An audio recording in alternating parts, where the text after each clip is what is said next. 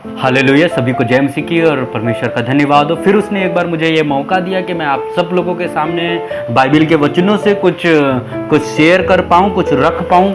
जो परमेश्वर ने मुझे दिया है मैं वही आपके सामने रखूँगा। और जैसे कि पिछले दिनों से मैंने कहा है कि मैं कुछ दिन तक केवल मन के विषय में बात करना चाहता हूँ, क्योंकि मत्ती 5 अध्याय उसके 8 पद में कुछ इस प्रकार से लिखा हुआ है कि धन्य है वह मनुष्य जिसका मन शुद्ध है और वो क्या परमेश्वर को देखेगा। और परमेश्वर को, जैसे कि हम सभी जानते हैं, इस बात को मैं पहले भी बोल चुका हूं कि दुनिया में, पूरी दुनिया में कोई भी ऐसा नहीं मिलेगा जो परमेश्वर को ना देखना चाहता हो और जो परमेश्वर को ना खोज रहा हो। हर एक व्यक्ति आज के समय में परमेश्वर को खोज रहा है और देखना चाहता है, उसके साथ रहना चाहता है ना, और उसके भवन में जाना चाहता है। भवन में यानी कि क्या, स्वर्ग में।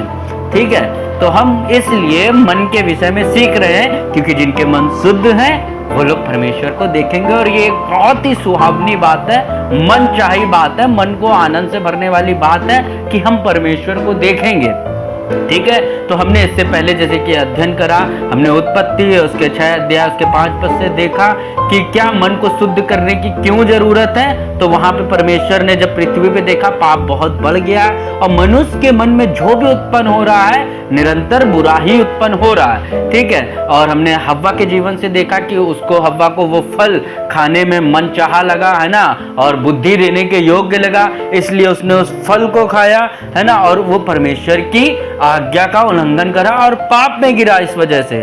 ठीक है, तो आज भी हम लोग बाइबल से एक वचन को लेंगे, अध्ययन करेंगे उस वचन को, है ना। और वहां पे इस प्रकार से लिखा हुआ है, यिर्मयाह उसका 17 उसका 9 पद, ये ऐसा कहता है, मन तो सब वस्तुओं से अधिक धोखा देने वाला होता है, उसमें असाध्य रोग लगा है, उसका भेद कौन समझ सकता है। मैं यहोवा मन को खोजता और हृदय को जांचता हूं, ताकि प्रत्येक जन को उसकी चाल चलन के अनुसार अर्थात उसके कामों का फल दे सकूं।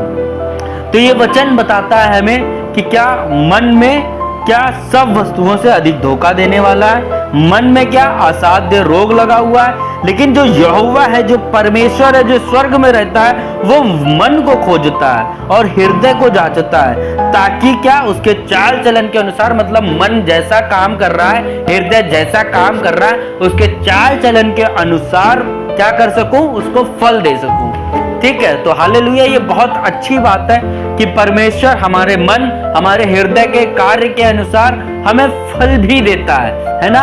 हालेलुया, परमेश्वर आशीष करे, है ना। तो अभी एक बात पे हम लोग मनन करेंगे, अध्ययन करेंगे। पहली चीज तो हम इस चीज को लेते हैं, इस पे लिखा हुआ है कि मन सब वस्तुओं से अधिक धोखा देता है और असाध्य रोग लगा हुआ है। तो मेरे भाई बहनों, मैं इस बात को बताना चाहता हूं और इसको हम प्रैक्टिकली सोच भी सकते हैं। क्या कोई भी मनुष्य पूरी दुनिया में आपको ऐसा मिलेगा जो एक रोग के साथ रहना पसंद करे। ठीक है, रोग, बीमारी, और वचन बता रहा है क्या, असाध्य रोग लगा है, कहां पे, मन में। ठीक है, तो कोई भी पूरी दुनिया में एक बीमारी के साथ नहीं रहना चाहता। क्या हम ऐसा चाहेंगे कभी कि हमारे हाथ में, हमारे पैर में, हमारे नाक मुंह में, कहीं पे भी कोई बीमारी राज्य करे, लाइलाज बीमारी प्रबल रहे हमारे ऊपर, उसका इलाज ना हो पाए? हम कभी ऐसा नहीं चाहेंगे कि हम किसी बीमारी के साथ रहें। और मन में क्या लगा होता है, असाध्य रोग लगा हुआ होता है। तो हर एक व्यक्ति भैया, अगर असाध्य रोग लगा हुआ है मन में, तो हम शुद्ध होना पड़ेगा, हम उस बीमारी से हमें अच्छा होना पड़ेगा, है ना। तो इसका तरीका भी हम आने वाले दिनों में देखेंगे, आज मन को शुद्ध करने का तरीका, असाध्य रोग को ठीक करने का तरीका। लेकिन अभी हम मन के ऊपर अध्ययन कर रहे हैं कि मन में ये चीजें हैं, है ना, असाध्य रोग है और मन सब वस्तुओं से अधिक धोखा देने वाला है ना। जैसे कि हम जानते हैं, बाइबल में लिखा, झूठ का पिता शैतान है और वो आदि से, शुरुआत से झूठ ही बोलता आया, धोखा ही देते आया है। ठीक है, तो हम लोग देखेंगे कि मन किस प्रकार धोखा देता है और जब वो धोखा देता है तो उससे क्या क्या हो सकता है। तो मत्ती उसके 25 अध्याय में एक कहानी है, मैं कहानी बताना चाहता हूं उस कहानी को। वहां पे 3 सेवकों का वर्णन है। मत्ती उसका 25 अध्याय में 3 सेवकों का वर्णन है, 3 दास का। ठीक है और ये आपको मत्ती 25 अध्याय उसका 14 पद से मिल जाएगा, 14 से लेके 30 तक में लिखा हुआ है। ठीक है, तो यहाँ पे क्या रहते हैं, एक राजा रहता है, ठीक है, और 3 दास रहते हैं। और वो उन तीनों को बुलाता है, एक को 5 तोला देता है, एक को 3 देता है और एक को 1 देता है, ठीक है। और उसके बाद वो चला जाता है। फिर कुछ दिन के बाद वो वापस आता है और उन तोड़ों को देखता है, तो जिसको 3 दिया था वो उसको उसका बिजनेस करके उसको उसका जो भी कमाया होता है उसको देता है, जिसको 5 दिया था वो भी उसका बिजनेस करके उसको जो भी कमाया होता है उसको देता है। लेकिन जिसको 1 दिया था वो आके राजा से एक बात को कहता है कि मैं तुझे जानता था, ठीक है, मैं तुझे जानता था, तू जहां से बोता नहीं, जहां छींटता नहीं वहां से काट लेता है, ठीक है। तो ये तीसरे वाले व्यक्ति के मन में आप समझ जो क्या बात आई कि राजा जो है वो बहुत बेकार व्यक्ति है, बहुत बुरा व्यक्ति है। पर जो रियलिटी हम देख सकते हैं वो 2 दासों के साथ राजा कितनी भलाई कर रहा है, अपने राज्य से उनको है ना दे रहा है, जितना कमाया उसका अपने हिस्सादारी बना रहा है ना। लेकिन ये तीसरे वाले व्यक्ति के मन में एक बात आ गई, क्या कि राजा खराब व्यक्ति है, ये भैया जहां से बोता नहीं वहां जाके ये कर लेता है, जहां छींटता नहीं वहां से जाके ये कर लेता है ना। और इसलिए वो क्या करता है, जो उसको करना चाहिए था है ना, उस 1 तोले से जो उसको कमाना चाहिए था, जो 1 तेड़े से कार्य करना चाहिए था, वो कुछ नहीं करता और उसको जाके गाड़ देता है। और उसका अंत में क्या होता है, 30 पद में लिखा हुआ है कि उसको एक ऐसी जगह डाल दिया जाता है, और इस जगह को आप थोड़ा मनन करना है, ऐसी जगह लिखी हुई है 30 में, क्या जहां पे अंधेर और जहां रोना और दांत पीसना है, इसको ऐसी कोठरी में डाल दो जहां अंधेरा है और रोना और दांत पीसना है। इस जगह को आप स्मरण करिएगा, वो क्या किस चीज को ये जगह दर्शा रही है, जहां रोना और दांत पीसना है, जहां अंधेरा है। अंधकार का राजा कौन है? अगर आप लोगों ने कभी शक्तिमान को देखा होगा, शक्तिमान जो एक आता था पहले DD 1 पे है ना, और मैंने अपने बचपन में बहुत देखा, और वहां पे अंधेरे का एक राजा होता था जिसका नाम किल्विस हुआ करता था, ठीक है। अभी तक हम लोग बाइबल से इल्विस को जानते हैं, लेकिन हमने बचपन को उस किल्विस को देखा है, और जो कि हमेशा बोलता रहता था क्या अंधेरा कायम रहे। तो समझ रहे अंधेरे का राजा कौन, और वो तीसरे वाले व्यक्ति को कहां पे डाल दिया गया, और डालने की वजह क्या थी कि उसके मन में एक विचार आया। राजा ऐसा नहीं था क्योंकि वो 2 के साथ भलाई कर रहा है, लेकिन मन में एक विचार आया और उसने उस पे चलने लगा। इसी प्रकार हमारे जीवनों में भी कई बार मन में विचार आते हैं, मन में विचार आता वो व्यक्ति खराब, वो ऐसा, वहां पे मत जाओ, ये मत करो, इस टाइम प्रार्थना नहीं करनी चाहिए, उस टाइम करनी चाहिए, और बहुत सी बातें होती हैं। अभी बाइबल नहीं पढ़ेंगे, 1 घंटे बाद पढ़ लेंगे, हमारे आपके मन में आती है। मैं अपने जीवन से एक गवाही को बताना चाहता हूँ, शेयर करना चाहता हूँ। एक बार मैं इलाहाबाद में था और वहां पे मेरी एक नेपाल के पास्टर से मुलाकात हुई है ना, और मैं उनकी टेस्टमनी सुन रहा था किस प्रकार वो नेपाल में सेवकाई कर रहे हैं। और इस दौरान मुझसे पवित्र आत्मा ने, परमेश्वर ने स्पष्ट रूपी से इस बात को कहा कि तेरी जेब में जितना पैसा है तू इस पास्टर को क्या कर दे दे, ठीक है। अब इस बात को मैंने परमेश्वर से सुना इस कान से, और तुरंत ये बात मन में ऊपर गई, और मेरा मन मेरे को बता रहा भाई परमेश्वर ऐसा कह रहा है ये ठीक है, लेकिन तू अगर सब पैसा दे देगा तो तू इलाहाबाद से तू घर कैसे जाएगा, तू कानपुर कैसे जाएगा। आप समझ रहे हैं, मेरे मन ने तुरंत मेरा विश्वास परमेश्वर से हटा दिया कि मुझे अगर इलाहाबाद में परमेश्वर लाया है ना, अगर परमेश्वर मुझसे ऐसा कह रहा तो परमेश्वर के पास कोई योजना होगी कि मैं कैसे घर जाऊं, समझ रहे हैं। लेकिन मेरे मन ने तुरंत कार्य करा, भैया अभी मत दे, हालेलुया। और इसकी वजह से क्या रुका, मैंने एक परमेश्वर की आज्ञा को नहीं माना है ना, और उसकी वजह से मुझे काफी संघर्ष झेलना पड़ा। मैं 1-2 दिन पूरा उलझन में रहा, मैं परेशान रहा कि मैं बेचैन रहा, उस पैसे को कहीं खर्चा नहीं कर पाया।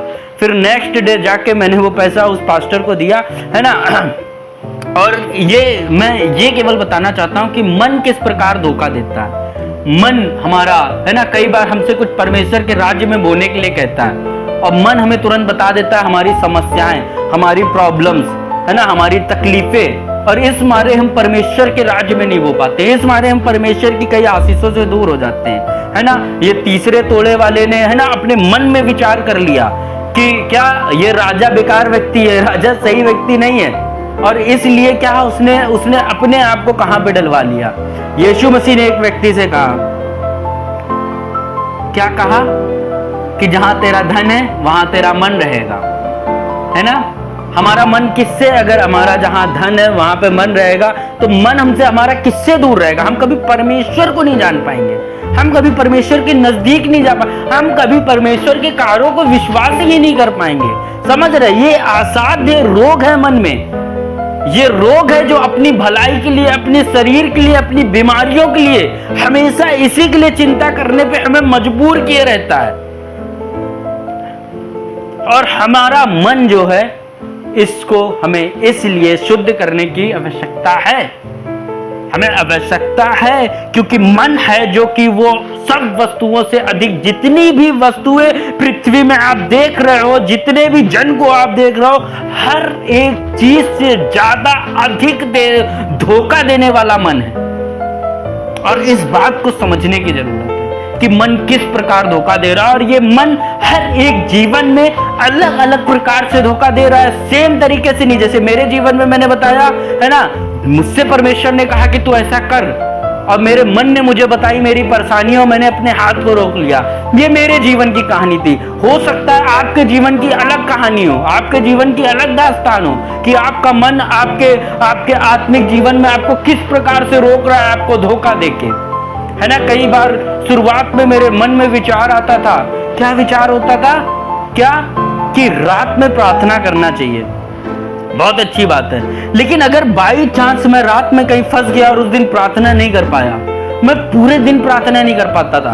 अब बाइबिल की जो सही बात है वो ये थी कि क्या निरंतर प्रार्थना करते रहो, है ना रात ना दिन ना सुबह ना शाम, निरंतर करते रहो, ये बाइबिल की शिक्षा थी। लेकिन मैंने अपने मन में एक शिक्षा अलग बता ली, 3 बजे से लेके सही होता है, 12 बजे से लेके सही होता है। समझ रहे हैं? अभी बाइबिल नहीं पढ़ेंगे, क्या पढ़ेंगे? 1 घंटे बाद पढ़ेंगे, अभी थोड़ा सा मोबाइल चला ले, और फिर वो मोबाइल चलाते चलाते कब नींद आ गई पता नहीं, और मैंने क्या छोड़ दिया? बाइबिल के अनमोल वचनों को पढ़ना छोड़ दिया उस दिन।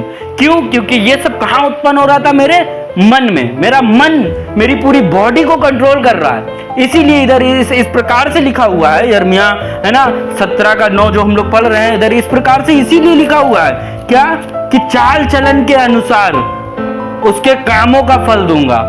चाल चलन यानी कि मन के द्वारा हमारा चाल चलन भी निर्धारित हो रहा है, हमारे हृदय के द्वारा हमारा चाल चलन निर्धारित हो रहा है, और हमें इसको शुद्ध करने की जरूरत है। अब आगे हम कल देखेंगे, और परमेश्वर आप सबों को बहुतायत से आशीष दे, परमेश्वर आप सबकी हर एक जरूरतों को पूरा करे, है ना। और परमेश्वर अनुग्रहकारी है, आपकी जरूरतों को, आपकी आवश्यकताओं को 100% पूरा करेगा, क्योंकि आप एक अनमोल व्यक्ति हैं, क्योंकि आपको परमेश्वर ने अपनी स्वरूप अपनी समानता में बनाया है ना। और हमें अपनी तरफ से एक कदम बढ़ाने की जरूरत है, एक सोच बदलने की जरूरत है, हमारे मन को है ना परमेश्वर की ओर लगाने की जरूरत है, उसकी शुद्ध बातों की ओर लगाने की जरूरत है ना, और उसकी आत्मिकता में बढ़ने की जरूरत है। सबको जय मसीह की।